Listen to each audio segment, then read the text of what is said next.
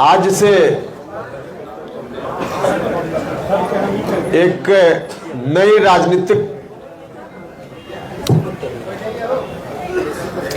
पारी की शुरुआत हो रही है। बिहार भर के पार्टी के साथी जनता दल यूनाइटेड के तमाम साथी, चाहे बड़े नेता हो या साधारण पंचायत स्तर का कार्यकर्ता, दो चार अपवादों को छोड़कर सारे लोग अपनी चिंता व्यक्त कर रहे थे। उनके मन में जो परेशानी थी उसको बता रहे थे। कभी टेलीफोन से, कभी मिलकर, कभी गांव में हम जाते थे। तब आम जनता के बीच भी इस दौरान जब जब जाने का मौका मिला, एक क्रॉस कास्ट लाइन सब लोगों ने एक विशेष चिंता से मुझको लगातार अवगत कराया। और तभी अपने साथ के नेताओं से, साथियों से मैंने परामर्श किया कि आखिर इतनी बेचैनी है पार्टी के साथियों के मन में, आम जनता के मन में, तो ऐसी परिस्थिति में हम लोगों को क्या करना चाहिए। तो उसी के उपरांत यह तय हुआ कि वैसे पार्टी के साथियों को, चुने हुए साथियों को पटना बुलाया जाए और उनसे विमर्श किया जाए कि क्या करना है। 2 दिन तक उनसे विमर्श हुआ। कल दिन भर बैठक चली, आज भी आधा दिन, और सब लोगों ने विमर्श के उपरांत कुछ निर्णय लिया है, जिस निर्णय से अभी आपको हम अवगत कराएंगे। नया निर्णय लेने की परिस्थिति क्यों पैदा हुई। लगभग 2 साल पहले हम जनता दल यूनाइटेड में आए, तब एक विशेष परिस्थिति राज्य के सामने थी।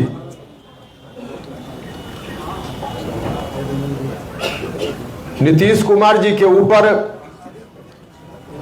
जिस विरासत को संभालने की जवाबदेही बिहार की जनता ने 2005 में मुकम्मल तौर पे दी, उसके पहले जननायक कर्पूरी ठाकुर जी के निधन के बाद जननायक की वह विरासत, उसको संभालने की जवाबदेही बिहार के लोगों ने श्रीमान लालू प्रसाद यादव जी के ऊपर दी थी। लालू जी को बहुत बड़ा समर्थन मिला। उस विरासत को संभालने की जवाबदेही उनके ऊपर आई। जनता ने उसके अनुकूल उनको ताकत भी दी, सत्ता में आए। लेकिन कुछ ही दिनों के बाद, शुरुआती दौर में तो निश्चित रूप से लालू जी ने भी जनता की भावना का ख्याल रखा और जननायक कर्पूरी ठाकुर जी की जो विरासत उनके हाथ में गई थी, उसके अनुरूप कुछ कदम उठाए। लेकिन बाद के दिनों में उनमें भटकाव आ गया। जितना बड़ा समर्थन उनको जनता का मिला था, उस समर्थन का इस्तेमाल 2 तरीके से किया जा सकता था। एक, उस समर्थन से मिली हुई ताकत का इस्तेमाल जनता के लिए हो सकता था। समाज की अंतिम पंक्ति में खड़ा व्यक्ति, उसको समाज की मुख्य धारा में जोड़कर एक समरस समाज बनाने की परिकल्पना जो समाजवादियों ने कभी की, उसी परिकल्पना को जननायक कर्पूरी ठाकुर जी आगे ले जाना चाहते थे। यही उनकी विरासत थी और यही अपेक्षा लालू जी से भी थी कि लालू जी इसी रूप में जनता से जो ताकत उनको मिली है, आशीर्वाद मिला है, उसका इस्तेमाल करेंगे। लेकिन बाद में चलकर भटकाव उनके अंदर आ गया। अब इस समर्थन का इस्तेमाल उस रूप में नहीं करके, उस ताकत का इस्तेमाल नहीं करते हुए, शुरुआती दिनों को छोड़कर बाद के दिनों में लालू जी ने अपने परिवार के हित में काम करना शुरू कर दिया, जिसका खामियाजा उनको अभी तक भुगतना भी पड़ रहा है। खैर वह विषय अलग है। लेकिन वहां से फिर नीतीश कुमार जी के ऊपर उस विरासत को चलाने की जवाबदेही बिहार की जनता ने सौंपी। 2005 के पहले 10-12 साल तक संघर्ष हुआ। 1994 में समता पार्टी बनी। जॉर्ज फर्नांडिस साहब के आशीर्वाद से नीतीश कुमार जी उस पार्टी के बिहार में मुखिया बने और फिर संघर्ष का दौर चल पड़ा। उस वक्त जो बिहार चल रहा था, जल रहा था बिहार, झुलस रहा था बिहार, जनता तंग थी, तबाह थी, परेशान थी। उस स्थिति से बिहार को बाहर लाने के लिए 10-12 वर्षों तक संघर्ष चला नीतीश जी के नेतृत्व में। और तब बिहार के लोगों ने नीतीश जी को आशीर्वाद दिया, नीतीश जी को ताकत दी। हम सब लोग भी उनके साथ संघर्ष के दौर में रहे। अब 2005 के बाद जननायक कर्पूरी ठाकुर जी की वही विरासत नीतीश जी के जिम्मे आ गई। नीतीश जी ने उस विरासत को आगे बढ़ाने का काम अपने शासन काल के दौरान बहुत ही अच्छे तरीके से किया। इस बात के लिए मैं नीतीश कुमार जी का हृदय से धन्यवाद भी करता हूं। बिहार को उस खौफनाक मंजर से बाहर लगाने में उन्होंने पूरी ताकत लगा दी। बिहार बाहर आया। हर तरह से लोगों के बीच अमन, चैन, शांति कायम हुई। बिहार डेवलपमेंट की ओर बढ़ चला। तो बहुत ही अच्छा काम मुख्यमंत्री जी ने किया। लेकिन जो कहा जाता है कि अंत भला तो सब भला, और अंत में अगर भला नहीं तो कुछ नहीं भला, तो बहुत ही अच्छा नीतीश कुमार जी ने किया। लेकिन बाद में अंत में आकर अंत भला तो सब भला नहीं हुआ, अंत बुरा हो गया। नतीजा, कहावत दूसरे रूप में परिवर्तित हो गई, अंत बुरा तो सब बुरा। बहुत अच्छा नीतीश जी ने किया, लेकिन अंत में आज जिस ओर नीतीश कुमार जी चल पड़े हैं वह बहुत ही बुरा है। न सिर्फ नीतीश जी के लिए बल्कि बिहार की जनता के लिए, जनता दल यूनाइटेड के लिए, पार्टी के साथियों के लिए, सब के लिए। - 2020 में विधानसभा का जो चुनाव हुआ था, उस वक्त हम उनके साथ फिर से चुनाव के बाद उनके साथ आ गए, क्योंकि उस वक्त बिहार की जनता का जो आदेश मिला था नीतीश कुमार जी को और मुझको, उस आदेश को देखते हुए मुझको लगा कि हम लोग आपस में बटे रहेंगे तो फिर से बिहार में पुरानी स्थिति लौट सकती है। विरासत जननायक कर्पूरी ठाकुर जी की, जिसको बढ़ाने का दायित्व नीतीश जी के ऊपर है, वह विरासत फिर से रसातल में जा सकती है। तो नीतीश जी ने मुझको आवाज दी और नीतीश कुमार जी के साथ हम खड़े हो गए। पूरा जो कुछ भी उस वक्त मेरे हाथ में राजनीति की दृष्टि से था, सबको न्योछावर करके नीतीश कुमार जी के साथ हम हो गए। कहने वाले तो यह भी कहते हैं कि इन्होंने अपनी पार्टी को जिंदा रखने का काम किया आरएलएसपी को, लेकिन सरासर ऐसे लोग झूठ बोलते हैं, गलत बोलते हैं। उपेंद्र कुशवाहा के मन में कुछ भी नहीं था। उपेंद्र कुशवाहा ने अपना सर्वस्व राजनीति में जो कुछ भी था सब न्योछावर करके उनके साथ आना स्वीकार किया था। और वह भी तब जब उन्होंने कहा था कि मेरे साथ आइए, और मुझको भी लगा था कि परिस्थिति वैसी है, तो उनके साथ चले गए। सब कुछ चल रहा था अपनी जगह, लेकिन बाद में चलकर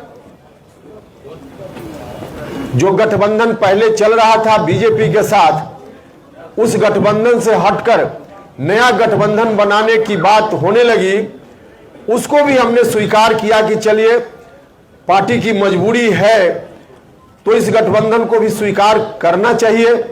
लेकिन उस वक्त भी गठबंधन बनने से पहले राष्ट्रीय अध्यक्ष जी को, मुख्यमंत्री जी को हमने कहा था कि गठबंधन जरूर हो, आप अगर चाहते हैं यही रास्ता है तो कीजिए, लेकिन इसका नेतृत्व आप अपने हाथ में रखिए, नीतीश कुमार जी के हाथ में हो। क्योंकि हम जानते थे कि अगर नीतीश कुमार जी के हाथ से नेतृत्व निकल गया तो जननायक कर्पूरी ठाकुर जी की विरासत फिर से ध्वस्त होने लगेगी। तो मुझसे कहा गया कि हाँ ठीक ऐसा ही होगा। लेकिन गठबंधन बनने के थोड़े ही दिन के बाद न सिर्फ आरजेडी के लोगों की ओर से गठबंधन के बारे में कोई डील की गई है उसकी चर्चा होने लगी, उसका दावा होने लगा, बल्कि स्वयं नीतीश कुमार जी ने सार्वजनिक रूप से यह कहना शुरू किया कि हम अब आगे बिहार का दायित्व राष्ट्रीय जनता दल के नेता के ऊपर सौंपना चाहते हैं। उन्होंने घोषणा कर दी, हर तरह से बिहार का अगला मुख्यमंत्री कौन, तो सीधे उन्होंने राष्ट्रीय जनता दल के किसी एक व्यक्ति का नाम लिया। जब ऐसी स्थिति आई तभी से लोगों के मन में चिंता की शुरुआत हुई, जिसकी चर्चा हमने की कि पार्टी के साथी, आम जनता, सब लोगों के मन में यह चिंता आ गई कि आखिर आगे क्या होगा बिहार का।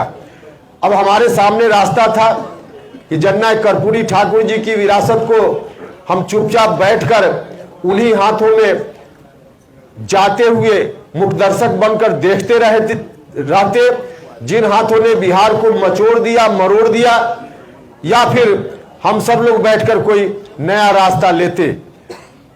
यह हम सब लोगों के मन में चिंता थी। हमारे साथियों ने इस चिंता से अवगत कराया तो हम लोगों को भी लगा कि चाहे जिस तरह की परिस्थिति का सामना करना पड़े, अगर हम राजनीति में हैं, हम अपना राजनीतिक धर्म और कर्तव्य समझते हैं, तो फिर से हम लोगों को उठ खड़ा होना चाहिए और किसी भी हालत में जननायक कर्पूरी ठाकुर जी की विरासत को उन हाथों में नहीं जाने देना चाहिए जिन हाथों ने बिहार को मचोड़ने का काम किया, बिहार को मरोड़ने का काम किया।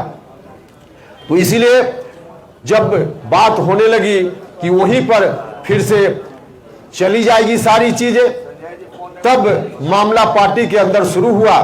प्रारंभ में मैंने पार्टी के शीर्ष नेतृत्व से, मुख्यमंत्री जी से आग्रह किया, उनसे मिलकर हमने बात की, उनसे कहा कि ऐसी स्थिति ठीक नहीं है।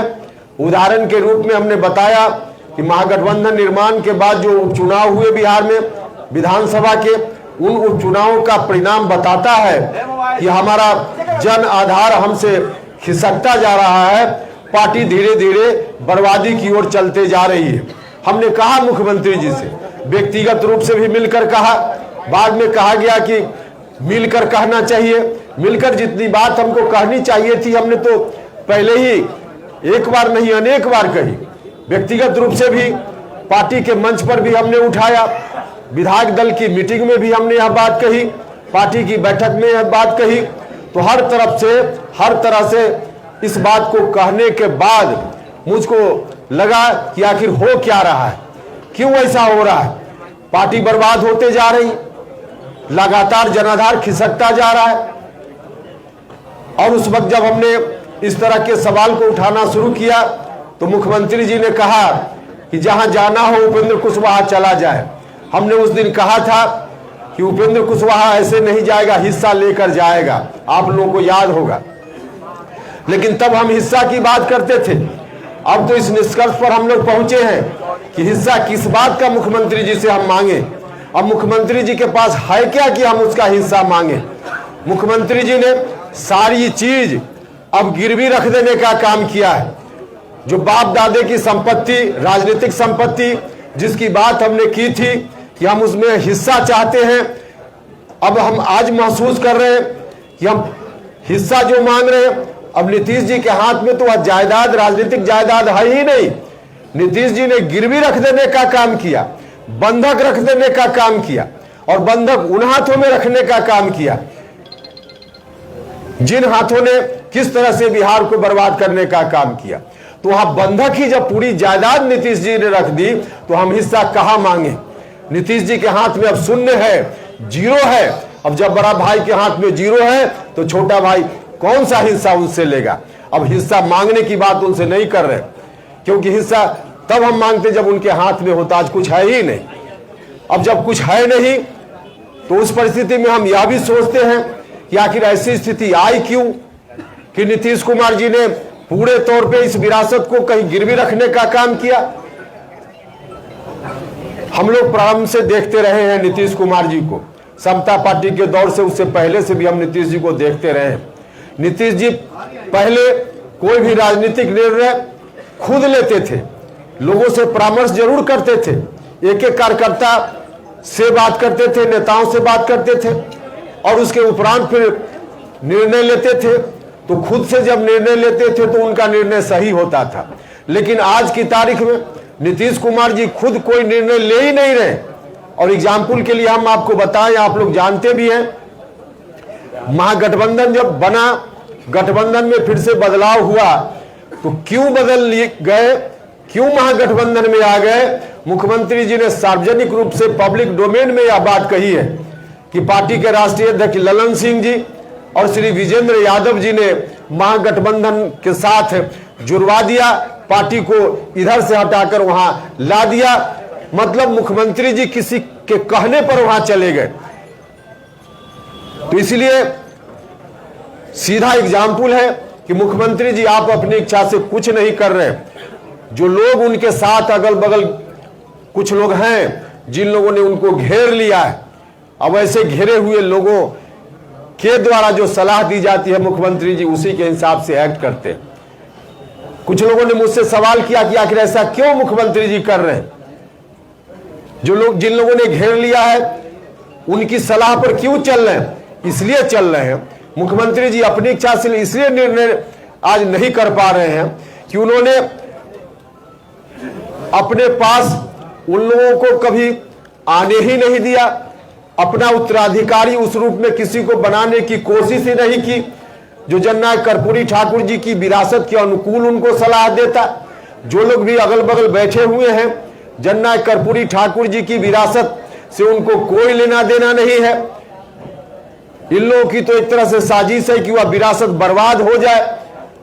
तो ऐसे लोग जब बैठेंगे तो इसी तरह की सलाह देंगे। और इसमें कहीं ना कहीं थोड़ा दोष मुख्यमंत्री जी का भी है। अगल बगल जिस तरह के लोग बैठ गए, खुद मुख्यमंत्री जी ने जो एक्शन लिया जिसके चलते ऐसा हुआ है। समता पार्टी बनी थी, बाद में चलकर जनता दल यूनाइटेड, इसको सबसे ज्यादा किस सामाजिक वर्ग के लोगों ने ताकत देने का काम किया। ताकत तो समय समय पर सब लोगों ने दी। अति पिछड़ा समाज के लोगों ने ताकत दी, लघु समाज के लोगों ने ताकत दी, दलित महादलित समाज के लोगों ने ताकत दी, अल्पसंख्यक समाज के लोगों ने समय समय पर ताकत दी। और यहाँ तक जो सवर्ण समाज के लोग हैं, जो उसमें भी एक बड़ा सेक्शन सामाजिक न्याय को पसंद करने वाले लोग हैं, उन लोगों ने भी मिलकर इनको ताकत देने का काम किया। तो इतने लोगों ने ताकत दी, इनको दी, लेकिन नीतीश कुमार जी आज उसी को भूल गए और धीरे धीरे ऐसे लोगों से घिर गए जिनको इन बातों से कोई लेना देना नहीं है। मुख्यमंत्री जी चाहते तो सबसे अधिक जो शुरुआती दौर में जिनको इन्होंने जिन लोगों ने इनको आधार दिया, खड़ा किया, लघु समाज के लोगों ने, अति पिछड़ा समाज के लोगों ने, उन वर्गों से किसी को अगर नीतीश कुमार जी आगे बढ़ाते, अपना उत्तराधिकारी घोषित करते, तो आज पड़ोसी के घर से उत्तराधिकारी इनको खोजने की जरूरत नहीं पड़ती। आज पड़ोसी के घर में उत्तराधिकारी खोज रहे, अपने घर में उत्तराधिकारी इनको नहीं बना पाए नीतीश कुमार जी। उपेंद्र कुशवाहा का चेहरा उनको लायक नहीं लगता था, कोई बात नहीं, हमने तो पहले भी कई बार कहा है, उपेंद्र कुशवाहा को नहीं करते कोई बात नहीं, अति पिछड़ा समाज से किसी व्यक्ति को ले आते कोई दिक्कत नहीं होती, लघु समाज से किसी को ले आते कोई दिक्कत नहीं होती। लेकिन आज अपने घर में नहीं बल्कि पड़ोसी के यहां देख रहे हैं। पड़ोसी, वह भी ऐसा पड़ोसी जिस पड़ोसी के बारे में 2020 का चुनाव, अंतिम चुनाव नीतीश जी ने लड़ा विधानसभा का, अब तक का सबसे अंतिम चुनाव, उस चुनाव में भी 15 साल बनाम 15 साल नीतीश कुमार जी ने नारा दिया। तो वहां से अब उत्तराधिकारी बनाने की बात, अपने घर में इनको उत्तराधिकारी नहीं दिख रहा है, इसलिए पड़ोसी के घर में झांक रहे हैं। और झांक रहे हैं, इसके पीछे बड़ा कारण है कि जो अगल बगल लोग इनके हैं वैसे लोग नहीं आ पाए या नहीं लाए गए। जो लोग बैठे हुए हैं उनको बिहार की जनता से कोई लेना देना नहीं। वो निजी स्वार्थ में लोग काम कर रहे हैं। भागते भूत की लंगोटी सही, अब बर्बाद हो रहा है तो कुछ भी अपने हाथ में आ जाए। जनता दल यूनाइटेड समाप्त हो रहा है तो कुछ भी अपने हाथ में आ जाए। वही नीतीश कुमार डूब रहे हैं तो डूब जाए, कुछ भी हाथ में आ जाए, लंगोटी भी हाथ में आ जाए, वैसे लोग उनके अगल बगल बैठे हुए हैं। और इसलिए आज ऐसी स्थिति हो गई है। तो ऐसी स्थिति हो गई। अब नीतीश कुमार जी जब यहां तक चले आए तो हम लोगों ने तय किया है कि इस विरासत को हम नहीं जाने देंगे, गिरवी नहीं होने देंगे, बंधक नहीं बनने देंगे। आज हमारी चिंता हिस्सेदारी की नहीं है, पूरी विरासत को बचाने की चिंता है। और पूरी विरासत इसलिए बची हुई थी कि कोई पार्टी, क्योंकि राजनीतिक विरासत को बचाने के लिए, बढ़ाने के लिए एक इंस्ट्रूमेंट के रूप में कोई पार्टी होती है। और ऐसी पार्टी शुरुआती दौर में समता पार्टी बनी, बाद में जनता दल यूनाइटेड बना। लेकिन जब पार्टी ही बर्बाद हो रही है तो अब उस इंस्ट्रूमेंट से नहीं काम चलने वाला है। अब नया इंस्ट्रूमेंट चाहिए, नया इंस्ट्रूमेंट चाहिए, क्योंकि पूरी विरासत को अब आगे बढ़ाने की जवाबदेही अपने ऊपर लेनी है। तो पूरी एक नया, हम लोगों को नया इंस्ट्रूमेंट चाहिए, अर्थात नई पार्टी चाहिए, नई पार्टी चाहिए। और इसीलिए हमारे साथियों ने निर्णय लिया है नया दल बनाने का। हम सब लोग आगे बढ़ेंगे इस नए दल के साथ। इस नया दल का नाम क्या होगा वह भी अभी आपको हम बताएंगे।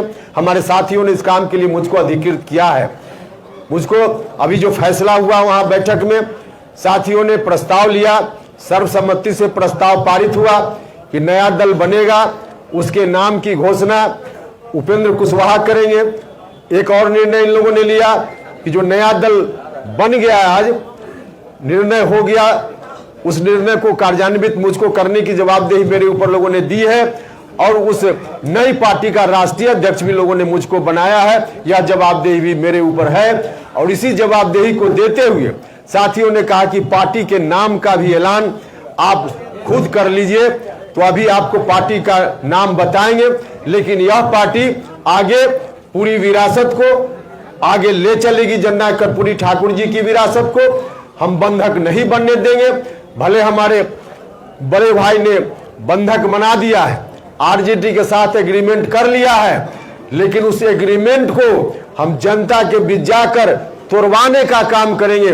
जनता से कहेंगे कि बड़े भाई ने गलत ढंग से पूरी जायदाद कहीं गिरवी रख दी, इसको जनता की अदालत में जाकर हम खारिज कराएंगे और पूरी विरासत को हम अपने हाथ में लेंगे, अपने हाथ में लेंगे। इसलिए आज हम हिस्सा की बात नहीं कर रहे हैं, हम तो मुकम्मल की बात कर रहे हैं, मुकम्मल की बात कर रहे हैं। और मुकम्मल हम अपने साथियों की मदद से, बिहार भर की जनता की मदद से आगे चलकर जरूर उसको हासिल करेंगे। जो एग्रीमेंट इन लोगों ने किया है आरजेडी के साथ, उस एग्रीमेंट को खारिज कराकर करने का काम करेंगे। लेकिन हम यह भी बताना चाहते हैं साथ साथ, जो विरासत कभी कर्पूरी ठाकुर जी के बाद लालू जी, फिर नीतीश जी, आज फिर से हम लोग उस विरासत को अपने हाथ में लेने के अभियान पर निकल पड़े हैं। वह विरासत हम लोग के हाथ में आएगी तो और लोगों की तरह इस विरासत को हम कहीं गिरवी रखने का काम नहीं करेंगे। इस विरासत को हम अपने घर में कैद करने का काम नहीं करेंगे। इस विरासत को हम साझा करेंगे, समाज के सभी वर्ग के लोगों के बीच हम साझा करेंगे। जिनकी जितनी हिस्सेदारी होगी उतनी हिस्सेदारी हम उनको देने का काम करेंगे। लव कुश समाज हो, अति पिछड़ा समाज हो, दलित महादलित समाज हो, अल्पसंख्यक समाज के लोग हो, या सवर्ण जात के भी जो सामाजिक न्याय पसंद लोग हैं, प्रगतिशील लोग हैं, उनको भी जितना हिस्सा, उनका भी जितना हिस्सा होगा, उनको भी इस विरासत में हिस्सा देने का काम करेंगे, हिस्सा उनका भी सुनिश्चित करने का काम करेंगे। तो इसी रूप में आगे हमारी पार्टी चलेगी। और पार्टी का क्या एजेंडा वगैरह होगा वह सब फिर बाद में बताएंगे। अभी आप जानना चाहिए कि पार्टी का नाम क्या होगा। हम थोड़ी चर्चा इस बात के लिए फिर से करेंगे कि जो लोग भी कह रहे थे कि आरएलएसपी को इन्होंने जिंदा रखा है। लोग झूठ बोल रहे थे, उपेंद्र कुशवाहा की छवि को बदनाम करने के लिए कर रहे थे। आरएलएसपी का मर्जर उसी वक्त हो गया और बजाबता हम लोगों ने उस वक्त बैठक करके प्रस्ताव लेकर के इलेक्शन कमीशन को सुपुर्द कर दिया। इसलिए आरएलएसपी नहीं है, हम तो सब छोड़ कर आए थे। हम नहीं जानते थे कि एक दिन ऐसा आवेगा कि इस विरासत को संभालने के लिए फिर से हमको कमान संभालने की जवाबदेही हमारे साथी मेरे ऊपर देंगे। लेकिन वह दिन आ गया तो फिर से नई पार्टी बनाने का काम हमको करना है और नई पार्टी जो बनाने का निर्णय हमारे साथियों ने लिया है, जिसका राष्ट्रीय अध्यक्ष बनने की जवाबदेही भी मेरे ऊपर सौंपी है, उस पार्टी का नाम है राष्ट्रीय लोक जनता दल। राष्ट्रीय लोक जनता दल, राष्ट्रीय लोक जनता दल, राष्ट्रीय लोक जनता दल, यही नई पार्टी है। राष्ट्रीय लोक जनता दल या जनता दल की पूरी विरासत को समेटकर आगे बढ़ने वाली पार्टी होगी। इस दृष्टि से हम सब लोग काम करेंगे। बहुत बहुत धन्यवाद।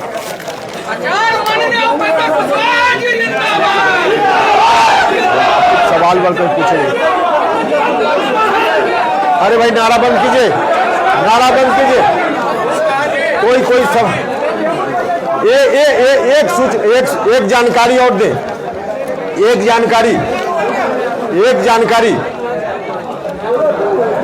जानकारी जरा सुनिएगा। विधान परिषद की सदस्यता मुझको दी गई, विधान परिषद की सदस्यता मुझको दी गई। मैंने बीच में भी कहा कि पार्लियामेंट्री बोर्ड का अध्यक्ष मतलब झुनझुना थमाया गया और एमएलसी बना करके लोगों को लगता है कि लॉलीपॉप थमा दिया गया। उपेंद्र कुशवाहा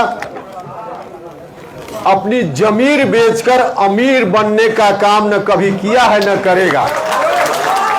हम जमीर बेचकर अमीर नहीं बन सकते हैं।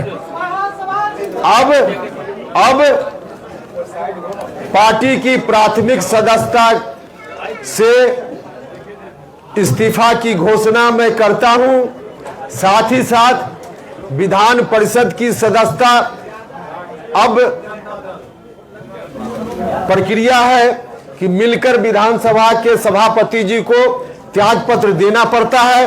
तो उनसे मैं समय मांगकर जल्दी ही, आज कल जब समय मिलेगा, जब मतलब हम आगे की बात नहीं कर रहे, आज समय दे, कल समय दे, हम जाकर के उनको इस्तीफा विधान परिषद की सदस्यता से सौंप देंगे। तो यह मेरा निर्णय है और पूरी मजबूती के साथ आगे बढ़ेंगे। बहुत बहुत धन्यवाद।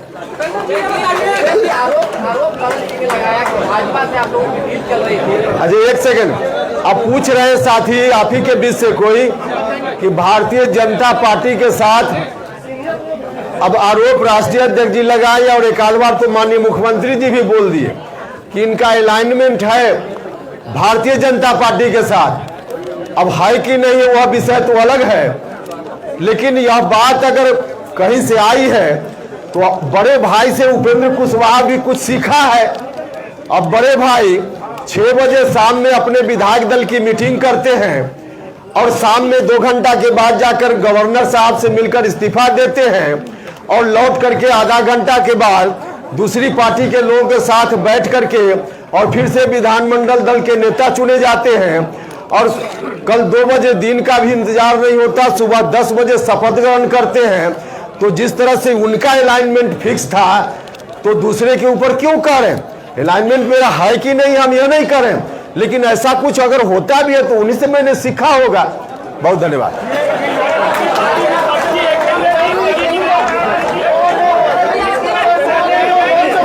चलिए अब माहौल नहीं, चलिए अब माहौल नहीं।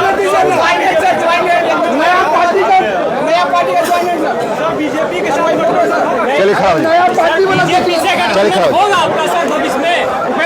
और सवाल का जवाब बाद में, और सवाल का जवाब बाद में। चलिए।